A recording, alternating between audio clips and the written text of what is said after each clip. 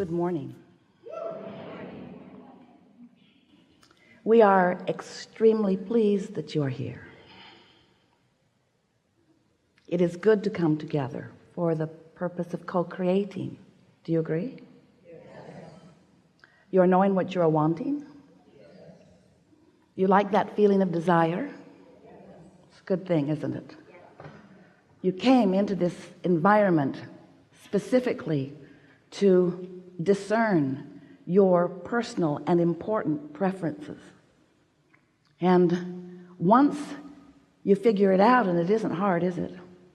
Because when you know what you don't want, you know what you do want.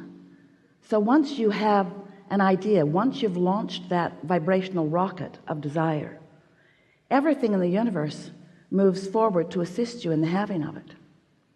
But there is something that is necessary for you to be the receiver of it. And by the receiver of it, we mean the interpreter of the vibration that leads you down the path of non-resistance toward the fulfillment of that. Did you get that?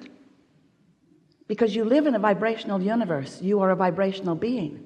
And when you launch these very heartfelt, very sincere, very personal rockets of desire about what matters to you, Source hears, and everything moves into place in order to fulfill your desire. So the fulfillment of your desire happens on a vibrational level immediately. But sometimes it takes you a while to move away from beliefs, which are just habits of thought, they're practiced vibration, toward vibrations that match. In other words, you can't want something and doubt it. But let's say that in the real, authentic, law-based, vibrational way. You can't hold a vibration of desire and at the same time a vibration of doubt about the same thing. By a vibration of doubt, what we mean is a thought that causes you to feel doubt, a thought that is uncomfortable when you think it. Because a thought about what you want always feels comfortable when you think it. When you are moving down the path of least resistance, which is the path of most allowance, to a vibrational stance or practiced behavior, practiced state of vibrational flow that holds you consistently in a vibrational pattern of allowing what you want, then you are in what we want to call the receiving mode. You are in the receptive mode. You are in the mode where that thought can turn to the thing you want. That vibration can turn to the thought you want. That thought can turn to the word you want. That word can turn to the exposure, to the experience, to the evolution of the desire, until you have a full-blown manifestation of what you want. We want you to understand that there are manifestations all along the way, that vibration itself is a manifestation, while it's so subtle that you are usually not perceiving it. But once that vibration that you are holding, or that combination of vibrations that you're holding, once you've held them long enough that they begin by law of attraction to gain enough momentum that you begin to feel an emotion around them, that emotion is a manifestation of a practiced vibration, you see. Sometimes people say, oh, I worry about all my subconscious thoughts that may be hindering me from what I want. And we say, there are no subconscious thoughts that are hindering you from what you want. They are too small. They are too small to be players in your experience.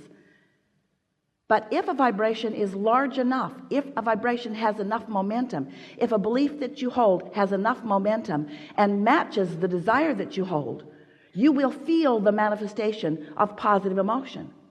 And if that vibration, that belief about the subject of your desire is contrary to it, then you will feel the manifestation that we are calling the emotion that is negative emotion. In other words, your emotions are your guidance system, and what they are guiding you about is your path of least resistance, your path to your alignment, your path to your fulfillment, your path to your connection, your path to your wholeness, your path to who you really are. You are so much more than these physical bodies that you have dragged here. You are so much more. You were vibration, you were consciousness, you were source energy before you got here, and you still are. That non-physical part of you still exists and is giving you feedback all the time. Feedback meaning a vibrational offering about who you now are, who you now really are.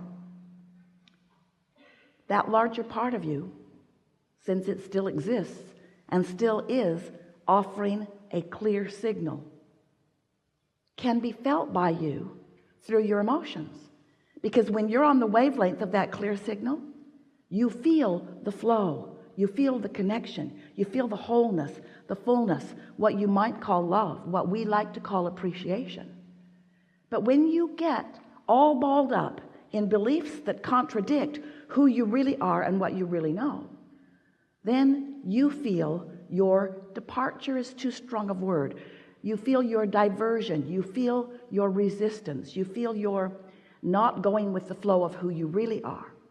So then you might want to ask yourself, well, if I'm not going with the flow of who I really am, what flow am I going with? And we say, whatever flow you've consistently been giving your attention to.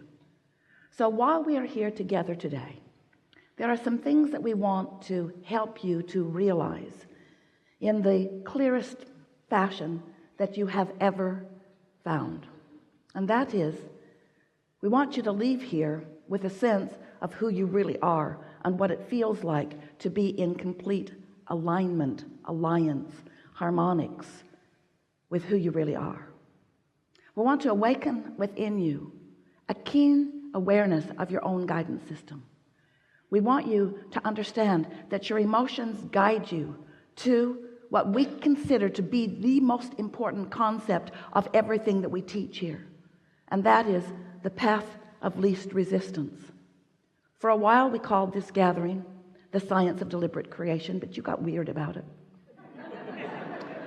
You worried about your thoughts, you tried to suck them back, you'd think something or say something, cancel, trying to get it back before law of attraction gets hold of it and brings you something you don't want.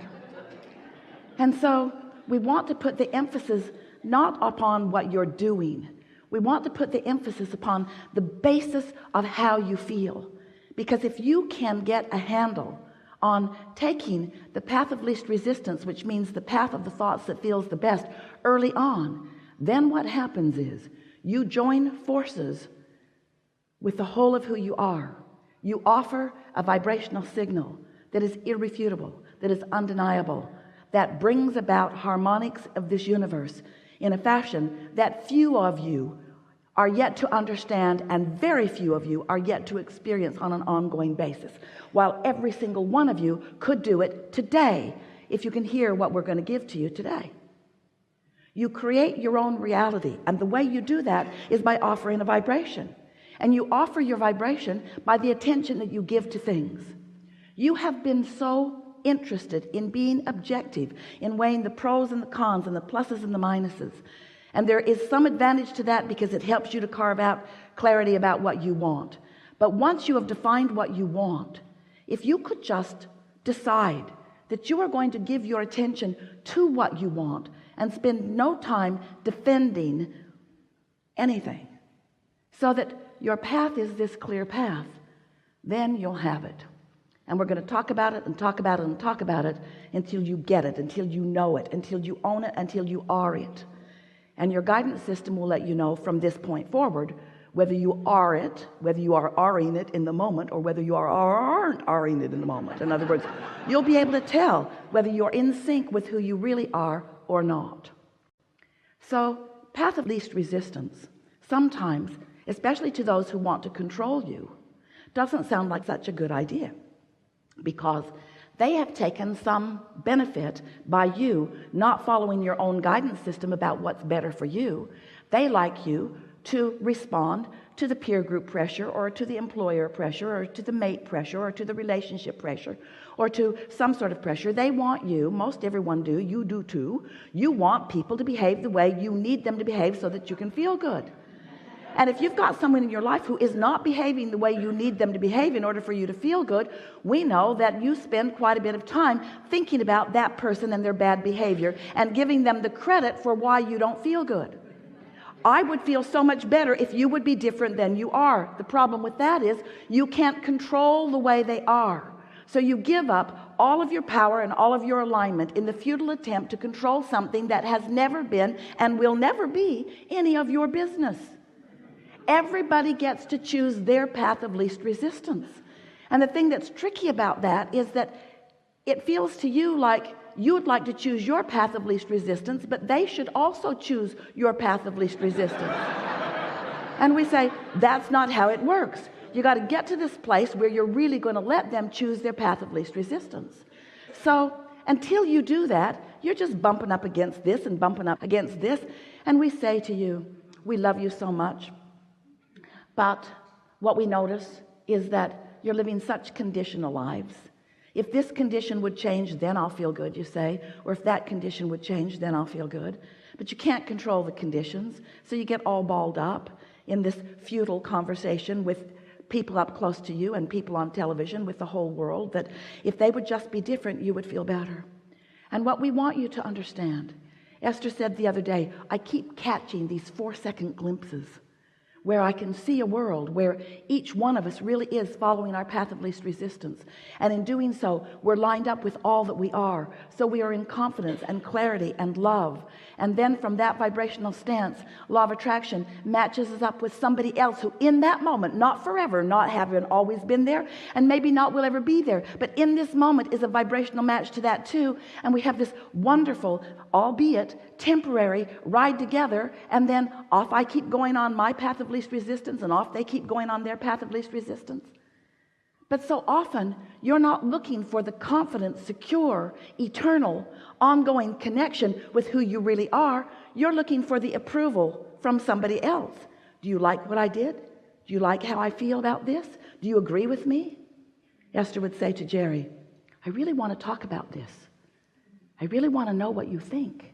And Jerry would say, I don't think you really want to know what I think. I think you just want me to agree with what you think. And Esther would say, no, it couldn't be that. But it was exactly that. It was exactly that. Because it is sort of satisfying to have somebody who agrees with you, who validates you, who says, yes, I have weighed all of the pros and cons of the injustices that you have just lived with that person, and I agree completely that you are right and they are wrong. And you say, it is so good that you feel that way.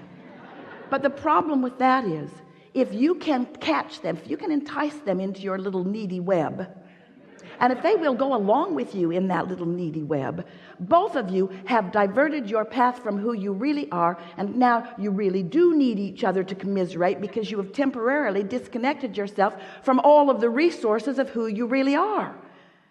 And we just want to point out to you, you could get a whole lot of people agreeing with you about a whole lot of things, and it's still puny and paltry in comparison with your connection to who you really are. So you really don't want to give up your connection to who you really are for some agreement that is temporary and maybe not even real. They're probably just afraid of you. Afraid of the repercussions that they get from you if you don't agree with them. Oh yeah, you're right. I'm sure you're right about that. I'm sure you're exactly right about that. I agree with you completely. Sometimes they've discovered it's the only way they can get you to stop talking about what's bothering you. Yeah, you're right. You're probably right. I think that's right. Yeah, I think that's right.